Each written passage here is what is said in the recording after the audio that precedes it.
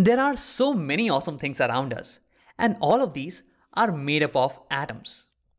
But have you ever wondered what makes these tiny atoms stick together in this shape?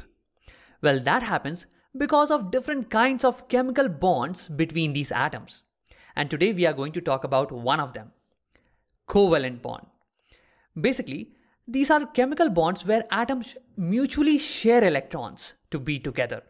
Now, in the video of ionic bond, we have seen how atoms can lose electron and gain electron and get oppositely charged and attract each other, stick to each other.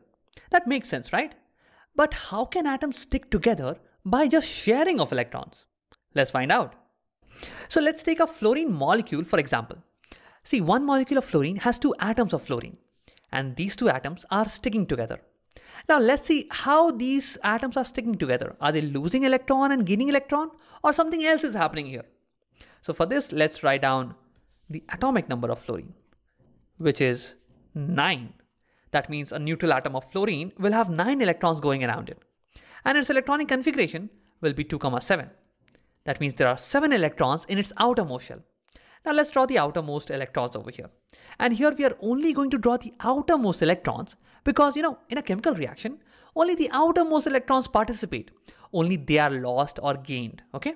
So there is no need to draw the innermost electrons. So 7 in the outermost shell. So 7 crosses. Yes, I'm representing the electrons with crosses here. Similarly over here, 7 crosses. Now see, we know that atoms, they want to become more stable like noble gases. And noble gases, most of the noble gases have 8 electrons in their outermost shell. So even these two fluorine atoms will want 8 electrons in their outermost shell. Currently they have only 7. Now, which one will lose and which one will gain? Will that even happen? Let's see. If this fluorine atom loses an electron to this one, see, this atom will have 8 electrons, but this one would have lost one. It has only 6. So this is not stable, right? Even though this is stable and happy, this is not going to be stable. So this kind of business is not going to happen between them. Nobody is going to lose or gain electron in this molecule. So how are they sticking together? Well, in this case, they are sharing electrons. Both these atoms are sharing one electron with each other, something like this. So what happens in this case is that this electron of this fluorine is not only going around this fluorine atom, but after being shared, it is going around both the fluorine atoms. Similarly, this electron of this fluorine is not only going around this fluorine atom, but now after being shared, it is going around both the fluorine atoms. So basically these two shared electrons from each of the fluorine is not only bound to one of these fluorine atoms, but now they are going around both of these fluorine atoms. Now you might be wondering, how does that help? See, if you just focus on this fluorine, then see, it has 6 electrons bound to just itself. And now these 2 electrons are also going around it. So this fluorine atom experiences 6 plus 2 electrons around itself, meaning 8 electrons around itself. And that's why it will find itself to be stable and happy. Now similarly, if you focus just on this fluorine, now it has 6 electrons bound to itself. And now these 2 shared electrons, they are also going around it. So this fluorine atom experiences 8 electrons, 6 plus 2, 8 electrons around itself. So this is stable and this will find itself to be happy.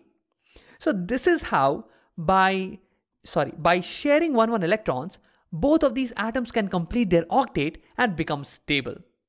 Now let me explain you the sharing part with one more analogy. Let's say you and I are dog lovers and both of us have 7 dogs each. But for some weird reason, we both will be extremely happy if we get to play with 8 dogs each. Now how can that happen? So for that, we both can share one dog with each other. Something like this. See, now these 2 shared dogs, they are not bound to play with just me or just you, but they will be playing with the both of us, okay? Now in this case, if you just focus on me, then see, I have 6 dogs which will just play with me. But these 2 shared dogs are also available for me, right?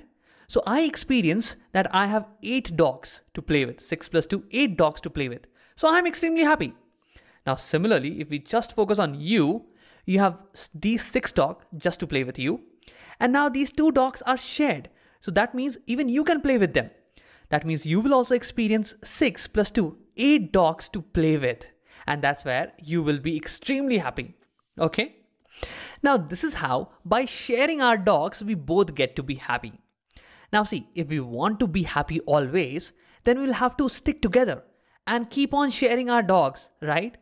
So in this case, I can say that you and I have bonded together. Now something similar is happening even with the fluorine molecule. Here the fluorine atoms had 7 electrons and needed 1 more to be stable. To gain 1, it had to share 1 electron with each other. Okay, that's how they became stable. Now see, if they want to be stable forever, they will have to keep on sticking to each other and sharing 1 electron with each other, right? So this is how a chemical bond is formed between these 2 fluorine atoms. And now since this chemical bond is being formed because of sharing of electrons, we call this a covalent bond. See, co refers to sharing and valent refers to valence electrons. And here the valence electrons are being shared, right? That's why it's called covalent bond. Okay, one last thing. See, to represent a covalent bond simply without these crosses and circles, we can draw a dash between the 2 sharing atoms. Just like this. One single dash refers to a pair of electrons or 2 electrons being shared between these 2. So these 2 electrons can be replaced by a single dash, and this means that these 2 atoms have a covalent bond, a single covalent bond between them. Now let's look at a couple of more examples to understand this concept a little better. This time let's talk about oxygen. Oxygen has 8 electrons going around it. And if I write its electronic configuration, it will be 2, 6. That means there are 6 electrons in the outermost shell. Let me draw it and show it to you. So this is the oxygen atom, and here there are 6 crosses representing 6 electrons. Now see, its octet is not complete. It does not have 8 electrons in its outermost shell. That means it is not stable. Now how can it share electrons with another oxygen atom to have complete octet, so that both of them have complete octet? Can you pause the video over here and try to figure this out? How many electrons will be shared between these 2 oxygen atoms? Now, if you have thought about it, let's see.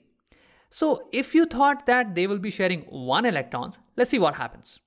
If both of them share 1 of their electrons, then see, this oxygen atom had 6 already, and now it will have access to 1 electron from here. That means 6 plus 1, 7. So that means the octet is still not complete. So just sharing 1 electron is not going to help. This time, they will have to share 2 of their electrons with each other. Something like this. Let's move this. Yes. So now you can see that this oxygen, it had 6 electrons, and now it has access to 2 more. That means its octet is complete. There are 8 electrons for this oxygen. Similarly, for this oxygen, there are 6 plus 2, 8 electrons. So its octet is also complete.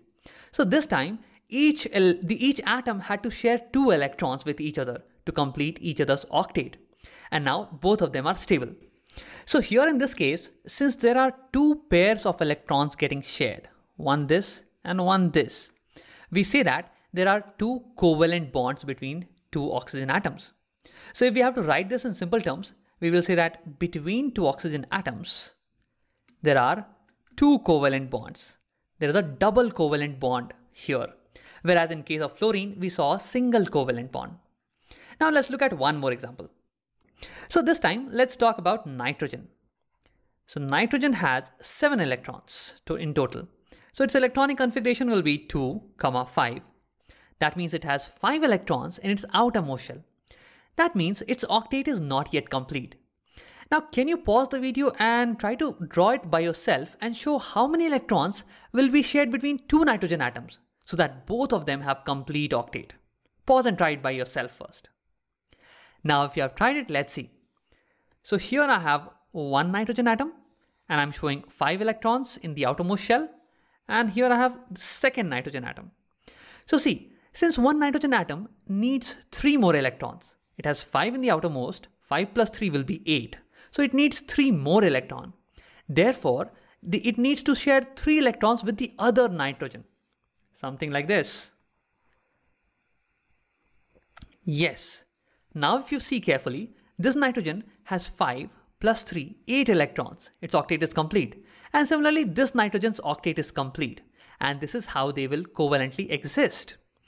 Now over here, if we have to count the number of covalent bonds, see, there is one pair being shared here.